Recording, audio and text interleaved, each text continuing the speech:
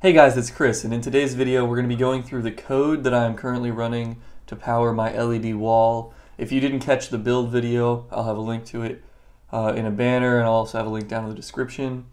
For this project, if you wanted to build something like this, obviously you could just go to my GitHub and copy and paste the code that I have uploaded there.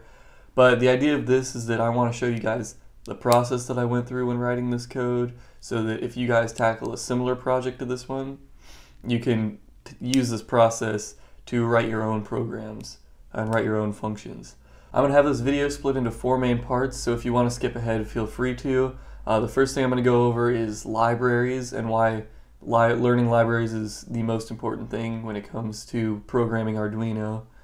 The second thing I'm going to talk about is the setup functions that I use, and then the main loop function after that. And then finally I'm going to go into the specific functions that I have running on the LED wall. As of recording this, I currently have 3 modes. I have the rainbow mode, I have the paint mode, and then I just made a new Christmas mode that I'll talk about as well. So let's get started talking about libraries. I use 2 main libraries in this project. The libraries I use are the keypad library and the fast LED library. The keypad library makes it possible for me to have 64 buttons using only 16 in-out pins on the Arduino. And you can see right here, these are the pins that I'm using. One set is 8 row pins, and then the other set is 8 column pins. The keypad library makes it super easy to set up. Basically just a grid of buttons like this. And you can assign any character you want to these buttons. Here, as you can see, this first row is just 1 through 8. The second row is 11 through 18, all the way down to the 8th row, which is 71 through 78. The reason I did it like this is I can basically say that each column is going to end in a 1 or a 2. All the columns end in the same number. And then each row, within each row, each number starts with the same number. And there's some logic that you can do with that I'll talk about later when I'm talking about the actual functions. But for now, this is how you set up the buttons. If I was going to do a 6x6 or a 7x7, I would change this to have less. You could also do more. I think an 8x8 grid is the perfect size for a project like this, though. Yeah, if I was going to redo it, I'd probably go bigger rather than smaller. So if we keep going down, the fast LED library is also super easy to set up. If you watch my build video, all of the LEDs are in one line, and basically you just set it up as one array of LEDs for the number of LEDs. Moving on towards the setup side, here serial begin just opens a serial monitor, which is really just used for debugging. You can have stuff print to the serial monitor. If you want to learn more about that, there's plenty of tutorials. I'm not going too in-depth on stuff like that. This delay, 1000 delay is 1 second, so it keeps it from lighting up for 1 second, which just makes the LEDs last a little bit longer. And then these 2 functions right here are what actually set up the array of LEDs. This LED type, LED pin, and color order are all defined up here using defines. If you're wondering where I got this from, this is just copy and pasted from some example code that comes with the fast LED library. To find that, literally just file, examples, and then scroll down to fast LED, and there's plenty of examples here. And then same thing with keypad library. That's how I basically do all of my programming. I download the library from the internet, and then I run examples, figure out how the examples work, and then copy and paste stuff and change stuff to make it my own. Moving on with the setup, here we have this buttons.setHoldTime.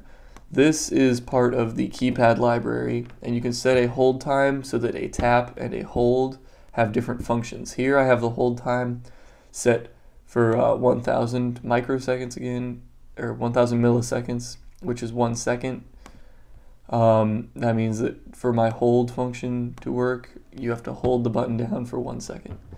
Right now, what I'm currently using hold for is to change the modes. So holding the button down between the modes will end each mode and go on to the next one. And then this clear display right here, just make sure that whenever you start it up, the display is always blank. We'll talk more about that because that's a function that I had to write.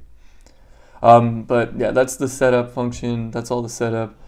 The way Arduino works, basically you have this setup that runs once when you first start the Arduino, and then you have this loop function that continues to loop until you turn the Arduino off. So I have a few different things in this loop function. This first top half right here is all comments. It's commented out. This is code that I use for debugging. I'm leaving this in here in case either I rebuild this and want to do some testing, or if one of you guys try and build something like this and wanted to do some testing. This first one will just light all the tiles one at a time, and then this second one will light each tile when pressed. And it's just a good way to see if all your LEDs are working and if all your buttons are working. And if you wanted to run the test to comment out this actual code, all you have to do is just add a slash and a star, and it comments everything out. But for now, we'll leave this uncommented. And then, yeah, actually to use these, it's the same thing. You just delete the star and the slash. So for this actual code here, this location gets button.getKey. This is basically constantly testing to see if a button has been pressed. What this is going to do, if location means if a button has been pressed, mode ++.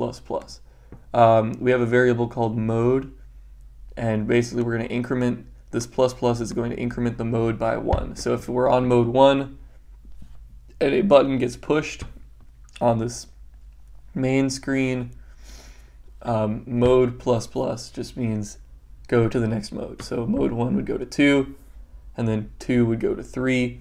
I currently have 3 modes, so I have this if statement here. If mode is greater than num modes, mode gets 1. What this means is if your mode, let's say, since I only have 3 modes, if my mode goes to 4, then it will reset my mode to be 1. So we'll go from the 3rd mode back to the 1st mode. And then I just have a switch statement here with the different cases for each mode. And each mode is its own function. So I have the rainbow colors mode, I have the paint mode, and I have the Christmas mode. And I'm going to go a little more in depth in those in just a second, but that is all that is in my loop function. The way that I have each of these functions written is so that they will be basically self-contained, and anytime you come back to the loop function up here, it goes into one of these other functions that I've written. So let's talk about the more interesting part. Let's talk about the functions that I wrote, how they work, and how you guys can use them to make your own more exciting programs if you want to do something like this in your free time. The first function that I wrote is definitely the most important one. It's called light tile. What this is going to do is it's going to take in the row, the column, the color, and the brightness, and it's going to basically change the tile to match that. The reason this is a little more difficult to do, I'll show you guys. The reason this is a little more difficult to do is because all the LEDs are wired in one long snake like this. All right. And then we have tiles going over these like this. All right. The way that arrays work in C++, the LED right down here, I'll draw one tile down here. That is going to be LED 0. And then this is going to go all the way up through LED 3. Actually, it's going to go to LED 2. And then LED 1.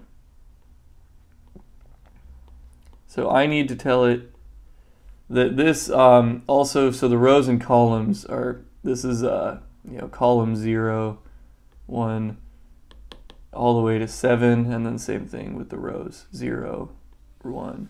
So this right here is row 7, column 0.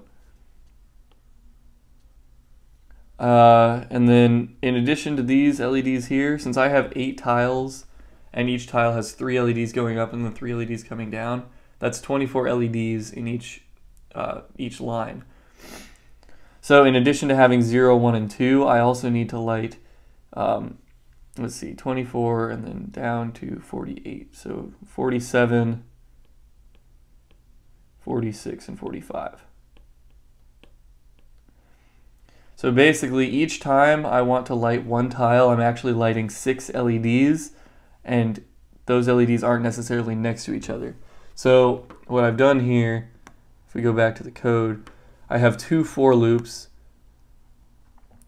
This first one is going to light the LEDs on the left side of the tile based on the row and the column. And then the second one is going to light the right side of the tile based on the row and the column. CHSV is a color mode that is included with the Fast LED library. RGB is the more traditional one. CHSV gives you a little more flexibility, I like to think. Rather than controlling the red, green, and blue values, you have one value for color. This second value is for saturation, and then this third value is for brightness. The way that I have this set up, every single one of these is an 8-bit value. So it's a number from 0 to 255. This is what the CHSV color spectrum looks like if you want to see what those numbers look like. But I'm just passing in a value, a number between 0 and 125 for color, and then a number for brightness, usually just 255 to keep it as bright as possible. And then I also use the number 256 to represent black. So if I get a 256 inside of this right here, if I pass in 256, I'm setting the brightness to 0 so that it is off, basically. Down here I also have two arrays that I'm updating that I actually declared up at the top. What these are doing, one holds the values at each row and column, the other one holds the brightness at each row and column.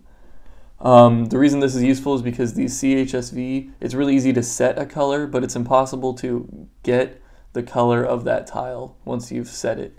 You can get the RGB value, but you can't get the CHSV value. So what this is doing is allowing me to grab this color here, whatever CHSV value I'm setting, just from this array that has all the values in each row and column.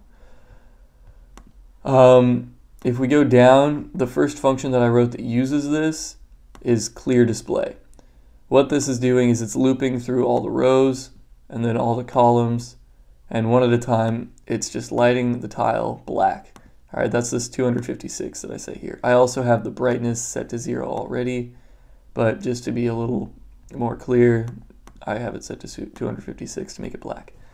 And then Fast LED Show is what actually updates the light display. So if I call light tile, I guess I'm changing the value that's stored there, but it's not actually going to become visible until I call Fast LED Show. So this is changing all of the tiles one at a time, but I'm calling Show at the very end. So it changes all at once. It just clears the display instantly. If we scroll down, the first mode that I wrote was rainbow colors. All right. And what I'm going to explain really quickly is how I wrote these modes, because it's very similar to just writing an independent program. Since each one of these is inside a case statement, I need this to loop until I want the mode to be changed. So what I have here, this top half is basically setup, and then this bottom half is the loop. And you can see this is a while loop. everything that happens before the while loop only happens once. It happens the first time it's called, and then this while loop will go until tap, which is a Boolean value I just created, until tap gets 0. And that I have just set for this Rainbow one if location. So if the button gets pressed, exit the while loop, which will exit the function, which will go to the next mode. Let's see. So the setup for this, I have a rainbow value. I am going to loop through the rows and columns and then light each tile to be whatever this rainbow value is.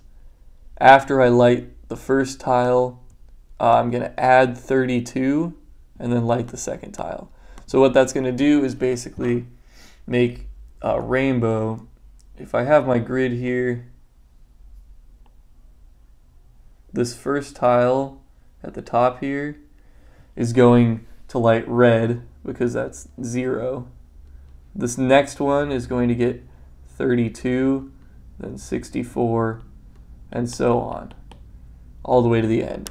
I have here, if bow is greater than 255, then reset it to 0. So that means that if it gets past, if it gets to the farthest color it can go to, just go back to red. The one thing that I did a little bit differently with this function, so what it's doing is it's initializing all the colors. This second row right here, rather than starting on 0, it's actually going to start on 32. And then this is going to get 64. And then this one is going to get 96. And so on. So what it ends up doing is creating these rows this way, where all the colors are the same. I think that gives it a little bit more of an interesting pattern rather than just having the bars. So then we call fast LED show to update the display so we can see it. And then we go into the while loop. So we want to set this location.getKey. If you do not do this, it will not check to see if a button is pressed. So that's really important to do this inside of the while loop. And then once again we go for all the rows and all the columns. What we're going to do is set a color equal to the value at that row and column plus 1. So we're basically just adding 1 to each of these colors. So 0 becomes 1, 32 becomes 33, and so on and so forth. And this is just going to keep looping. If it gets above 255, it goes back to 0. And we're just going to keep lighting each of these tiles to be the color. And yeah, that's basically it. Actually, this is a problem. I need to fix that. This should be the color variable. So yeah, there we go. I actually found a bug in my code. That's funny. It doesn't make too big of a difference though. It just means that this will go to 255 sometimes, which would make it black. So yeah, and then if location tap gets 0, which exits it. This is still inside of the while loop, but at the very bottom. So this is outside of this for loop. Once we go to all the rows and all the columns, we show it. So it looks like all of the tiles are updating at once. And what that looks like is a rainbow that's moving in this direction. Yeah, so that's basically how that one works. This one's not interactive, but there are definitely things you can do to make it interactive. It's already testing to see if the button gets pressed. Right now, I could change this to a hold, so that if the button is pressed, it does something different, and if it's held, then it exits and goes to the next mode. And that's something I might add in the future, but I'm not going to talk about that too much right now. Let's go down to the next function, which is the paint function.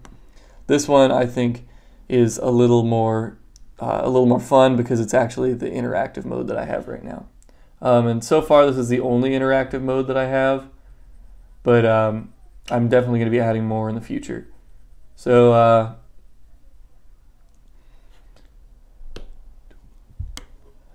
The way this paint one works, it starts by just clearing the display. Make sure you have a blank canvas to start drawing on. Once again, we have this tap. If tap is, as long as tap is 1, this is going to keep looping. Down here, we have a little bit different. If buttons.getState is equal to hold. So that means if you're holding the button for 1 second, then tap will get 0 and it'll exit this while loop. But until then, the function itself is actually pretty short. Inside of this loop, if a button is pressed, color gets the value at location divided by 10, and then location, this is a mod symbol here, location mod 10 minus 1. So this is how we are getting, this is the row, and then this is the column, this location mod 10 minus 1.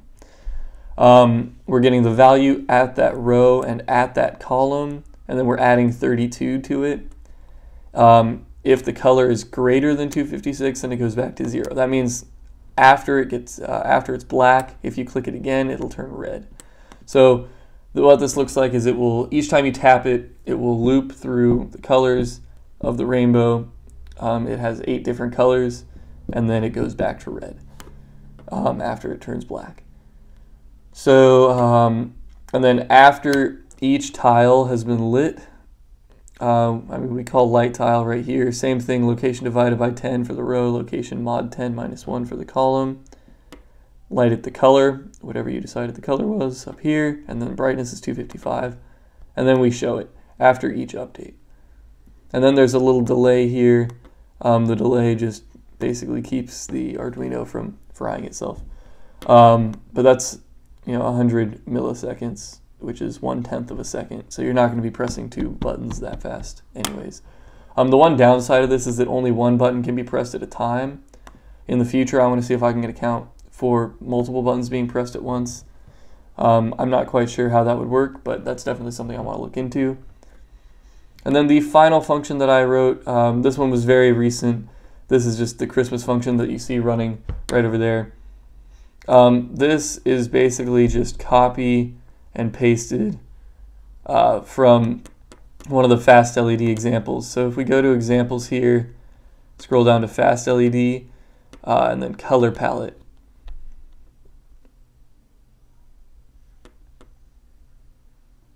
What this is going to look like, this is my favorite Fast LED example.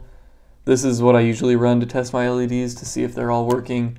The definitions at the top, you can see this looks very familiar because this is where I copy and pasted that from. And then the setup is basically the same here too. But the nice thing is you can just copy and paste like something like this, like setup black and white stripes. I basically copied that, except instead of doing black and white stripes, I did red, black, green, and white stripes. So I set up the palette, and then I use this built-in function with the Fast LED library called color from palette. And so all it's really doing is lighting colors from a palette of LEDs. So it's not actually using the tiles at all, it's just doing this on the LEDs underneath the tiles, but I think it looks cool, and it adds to the Christmas feeling of the room with the Christmas lights going around the ceiling as well. And I'll show you guys a closer look at that right now. There's not really much to it. You can really do a lot with this wall, from just running pure LED code to actually using the tiles.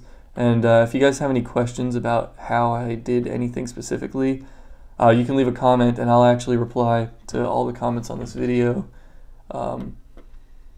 Yeah, I want to open a discussion about this stuff. In the future, each time I upload a new program to this, I'm going to be doing a walkthrough as I'm writing the code. Hopefully those will be a little more entertaining than this. There are a few modes that I actually have planned for the future. The first one is, of course, checkers, like tic-tac-toe. I want to actually make a sound reactive mode using a microphone module and the Fast Fourier Transform library. I think that'll look really cool too. So make sure you guys are subscribed. And if you want to see a different mode, you can leave a comment down there as well. I'm going to be reading all the comments and taking that into consideration. And maybe, who knows, maybe your suggestion will actually get made into a video. Yeah, but until I upload the next video, I hope you guys have an amazing day, and I'll see you guys in the next one. Bye.